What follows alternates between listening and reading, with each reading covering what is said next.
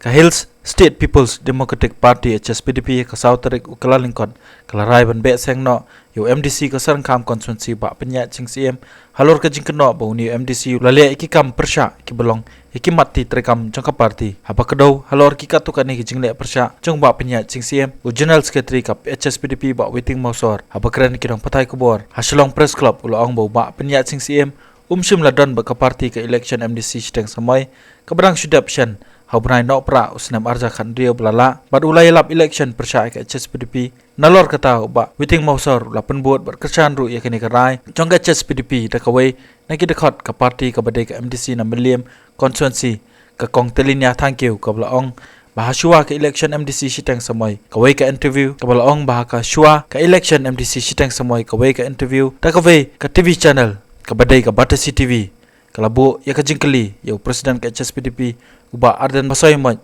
baudan jingtep ne bauba Pynïaid Syiem ulai lap election na kabantau kertong ka khnam na kalaban mau prem constituency uba pan krau kharbuli parkani ka jingkeli kala pau shai ba ka jingya persya uni MDC ya Hspdp la sakiri rakinong pathai kubor uba waiting mausor ulai thuru ba ka Hspdp kala patha uba Pynïaid Syiem banwan cha ka jingelang jongga CEC ka parti hendai umsim lawan satia pan penshai halor kini ki jingkeno hendai ulang penban bakat ka baka parti karai un pedang bet nalor ki kam persya parti jong ba Pynïaid Syiem ba waiting mausor hakani ka singi ula ongru baka parti ka scam ka jingelam ba arden kamdon kanu kanu ka jinge phe jingmat apo ka Hspdp halor ka jingkeli spang ba LG nong siej baru ba Morning Star mausor hakabai de ka parti ba Dia Star Nes Jindyang MLA jong ka parti na non stan ula ong bakim de shu kit khat ka parti we suspending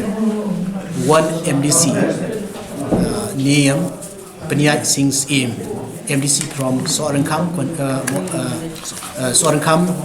MDC constituency